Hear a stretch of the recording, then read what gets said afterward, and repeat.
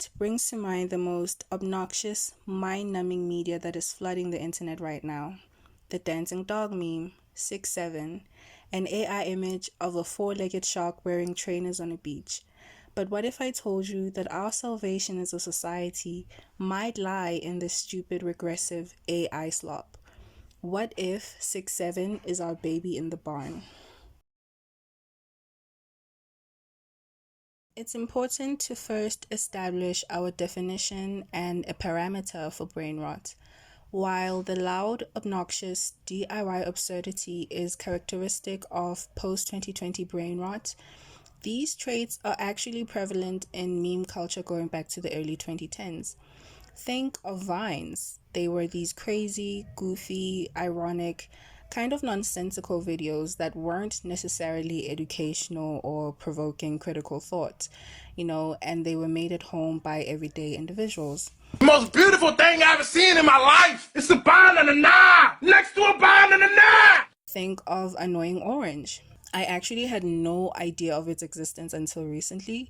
So when I found memes and clips of it on Pinterest while doing research for this essay, I honestly thought it was a new brain rot meme. Finding out that its first episode aired back in 2009 was crazy to me because it's so brain rot coded. To be fair, the overconsumption of any kind of media, including educational content, can be regressive. The same way reading too many self-help books can lead to self-analysis paralysis is how watching too many shower routine or maintenance day videos on TikTok can generate and exacerbate insecurities around femininity, finances, and overall self-worth. While information itself is impartial, an aimless consumption of any kind of data or information ultimately makes it brain rot. When intelligence is pursued for its own sake or as a means to assert superiority over others, it leads to ignorance. When we don't know what to do with what we know, we become dumb no matter how much or what we know. In this video, however, brain rot will refer to absurdity-driven social media trends and meme culture from the early 2010s to the current day with a post on post-2020 trends. While brain rot is typically AI generated, it isn't limited to memes of that kind. So irrationality and surrealism are the name of the game. So a video or a picture of a crazy random situation can be brain rot. The essence of finding humor in the abandoning of all reason and meaning is the vibe. So media that falls under that category will be considered brain rot. Shawty bad and she fine. Fucking with me, let me change your life. I know you can see the demons all in my eyes, and you know I'm getting really tired of the lies. This video went absolutely viral on TikTok and on Pinterest. I personally found it on Pinterest. From what I can tell, it isn't AI, it's an actual person. And he obviously has some kind of condition. And he seems to be dressed up as a Hindu deity, from what I can tell. I don't know. One could argue that the video went viral because people were making fun of him, they were mocking him. And we know that historically, society isn't really kind to anyone who's different in any way. However, the song choice of the video gives us important insight on the possible intention and the meaning of the video. Pretty Ho by I Love You Tommy is of the lo-fi hip-hop genre, which is already transgressive in how it embraces imperfection and has a homemade, nostalgic feel to it, thus providing a chill, comforting atmosphere or vibe. This vibe carries over into the video. This person who's in stark blue skin, who is obviously from a different part of the world and has a different experience of life due to his condition, his culture, and beliefs, which are suggested by his costume. This guy is not immune to the vibe of the song. In fact, his existence is the epitome of the vibe of the song. Instead of his condition alienating him from society, in this video, it is suggested that it exempts him from the shallow lookism Olympics of the world. In this case, The song suggests a kind of transcendence from the shallow social conventions and into a state of peace, contentment, and pure vibe. He isn't just vibing, he is a vibe. This is not to say that there weren't any mean comments under the video. There were plenty, as you'd expect. But my argument isn't so much in proving the goodwill or the goodness of society, but rather in how brain rot seems to provide this kind of metaphysical space for society to at least explore and toy around with unconventional modes of thought. It seems that the absurdity that is characteristic of brain rot gives way to freedom of thought that transcends social convention, even if it's only as a quote unquote joke. For example, in many African cultures, it's not uncommon for men to whine or shake their waists. It's not considered unmasculine. This video may have went viral because initially the sight of such a mature man whining his waist in such a way was quite random and ridiculous. But it is within this ridiculousness where even the most gender traditionalist and ageist people would comment, "Hold on, let him cook." We can assume that these people are, traditionalists and patriarchal because a quick glance at their personal accounts and profiles lets us know of like their sentiments and the type of media they typically consume. So we can assume that these people typically think a certain way. The first time I started thinking differently about brain rot was when I first saw the Mavericks interview with Tyler the Creator. At some point, Tyler mentioned Dave and gave his opinion on his whole situation. And at the time, I just remember that there was a lot of conversations being had about industry plans on social media. I'm not going to lie, I'm still not entirely clear on what an industry plant is. I understand that these are artists that present themselves as self-made, with careers and a fan base that was grown organically, when they've actually had professional help or support or industry connections. I remember reading a comment saying that based on this definition, almost every signed artist is an industry plant. But at the same time, I think there's a difference between an artist with a label and someone with a personal relationship with, for example, the marketing director of a huge cultural brand. Let's not pretend that didn't make some kind of difference. Let's not pretend that the person didn't have some kind of connections or whatever. I think the unwarranted dishonesty is also one of the main points of contention. But at the same time, I do wonder what growing organically even means in the age of social media, when one video could literally catapult you from obscurity to stardom. Now, you can hate industry plans all you want, but you cannot deny that their existence caused people to think about value systems under capitalism.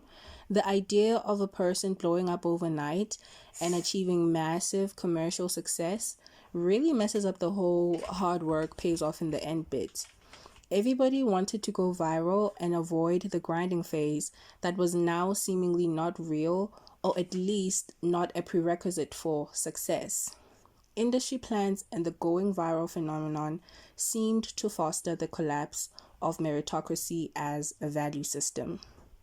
I thought there'd be more conversations following that tangent, because at the end of the day, true industry plans exist because of the big C and they benefit from it.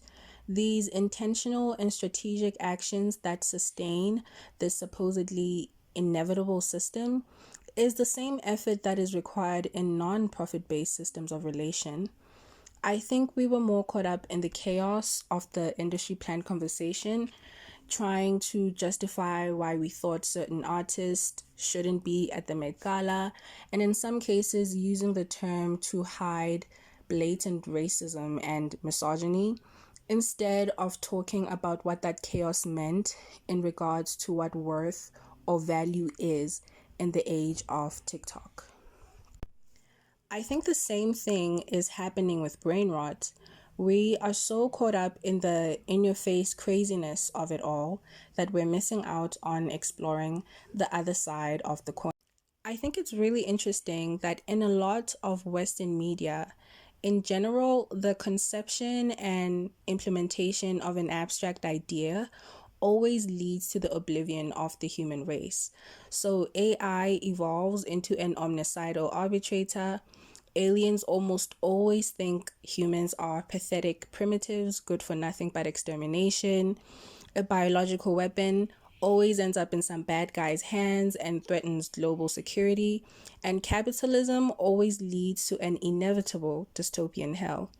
It's interesting that while technology as an abstract idea is perceived as the manifestation of human evolution, if we could put it like that, the evolution either requires an abandoning of our humanity or it leads to our extinction.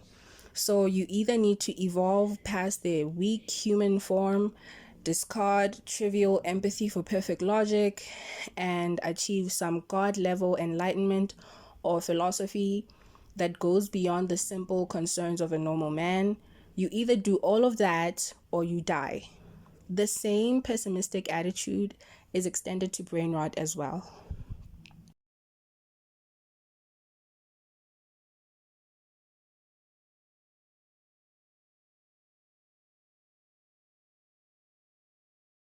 It's through this creator that I learned about Dadaism, but before then, brain rot has always reminded me of the postmodernist and modernist era.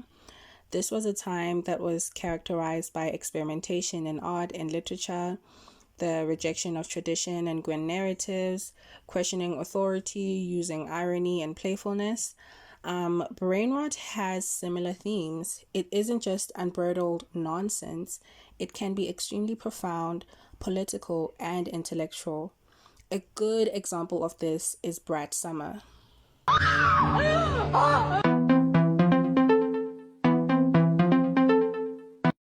So, Brat is a dance pop, electropop album, which to me has always been superficial, for the lack of a better word. By superficial, I mean that unlike jazz or R&B, which is more soulful, evocative, sentimental, or deep, if you will, electropop is fast-paced, sporadic music that urges me to just move my body.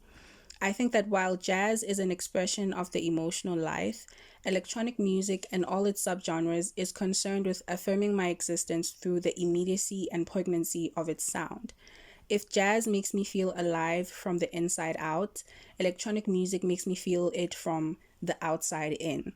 So I'm not saying that electropop is not deep, I'm saying that it's deep in a different way. Brat was an exception. I think it was deep in both ways. It was an extremely profound body of work exploring themes of vulnerability, insecurity, womanhood, and girlhood, all while being bratty, immature, and kind of hedonistic. I think in passing, the album was a reminder of the humanity that still prevails in the fast paced, hyper commodified, fractured society. Instead of vilifying the dysfunctional, disorienting, and messy experience of the modern woman's life, the album embraces it, accepting it as the reality of everyday life. In the midst of all the bleak, exploitative dysfunction of the world and of the self, I'm still a sister, a friend, a girl, a person going through stuff. The marketing of the album also capitalized on this. Think of the Bradwell, for example. It was an insular aberrance whose widespread appeal and resonance could be attributed to its accidental symbolism of a collective sense of alienation. I think this humanity persists in brain rot as well. This chaotic and fractured type of media is not only an expression of the disorienting modern experience, but the insistence to find humor in chaos and repurposing meaninglessness in a meaningful way in a society that seeks to commodify everything is as human as it gets. When logic is often manipulated, defined, and redefined by those with power, to serve discriminatory or exploitative narratives, brain rot abandons the foundations of logic altogether and asks, what's left?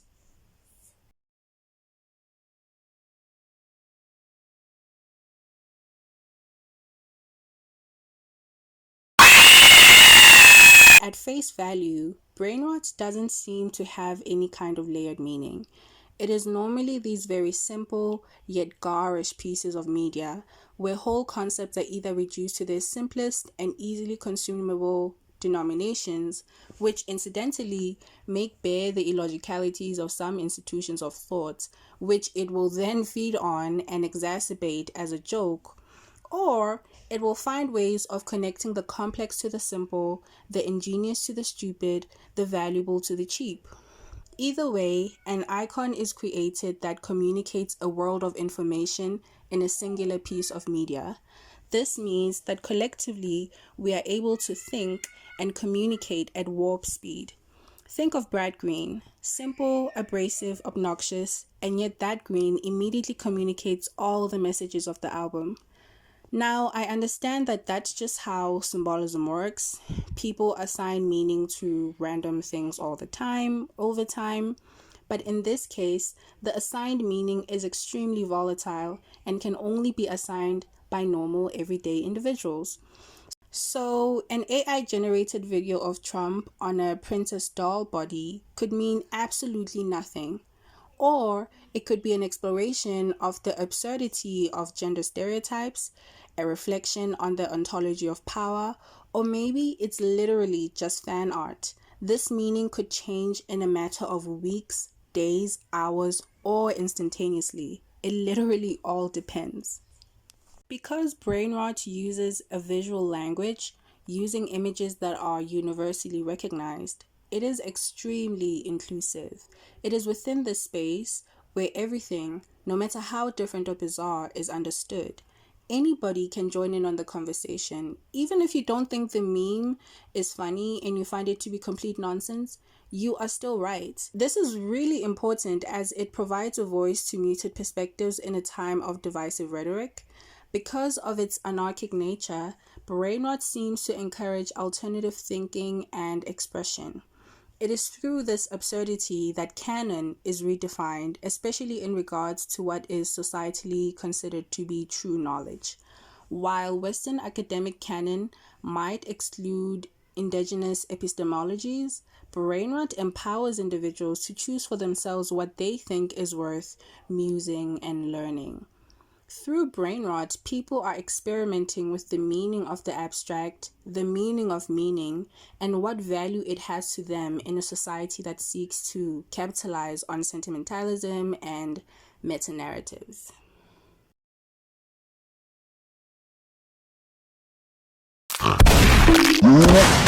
I am not trying to discount the toxicity of brain rot. It is particularly harmful to the most vulnerable members of society, like young children and teenagers, the elderly, and individuals who engage in maladaptive coping mechanisms due to mental health issues like depression and anxiety.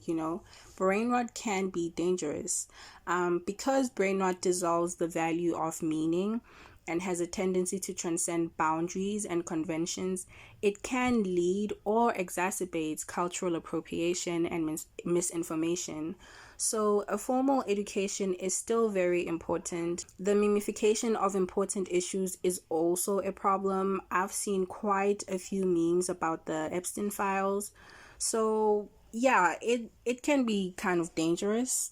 I do believe, however, that when used with intention, brain rot can be a tool for change in society. It can lead to innovative ways of communication and expression and so much more. I'm not the hero the world wants, and I'm not the hero the world needs, but I am the hero that the world gets. I'd like to add that as a South African, I can say that our relationship with brain rot and our perception towards the abstract in general is a bit different. So maybe that's why I was a bit shocked at the mostly negative attitude towards brain rot. Obviously, our different histories, economic realities, and value systems are the reason for that difference. I think for Africans specifically, our religions, cultures, and spirituality have a huge influence on that. So this video was the opinion of someone from the outside looking in. Thank you so much for watching my video. Please comment down below because I would genuinely love to hear what your opinions are. Again, please check out my Substack because I have posted a bunch of other essays and I do plan on posting more stuff like short stories and poetry and just other things that I can't post here. But thank you so much for watching.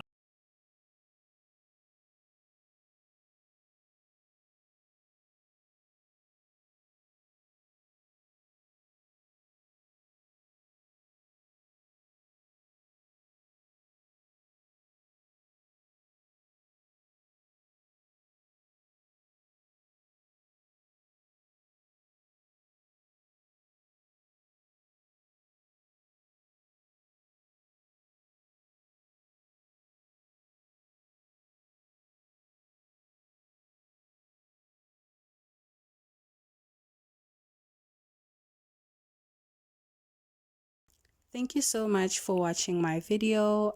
Please comment down below because I would genuinely love to hear what your opinions are. I am not opposed to being wrong, just don't be mean about it.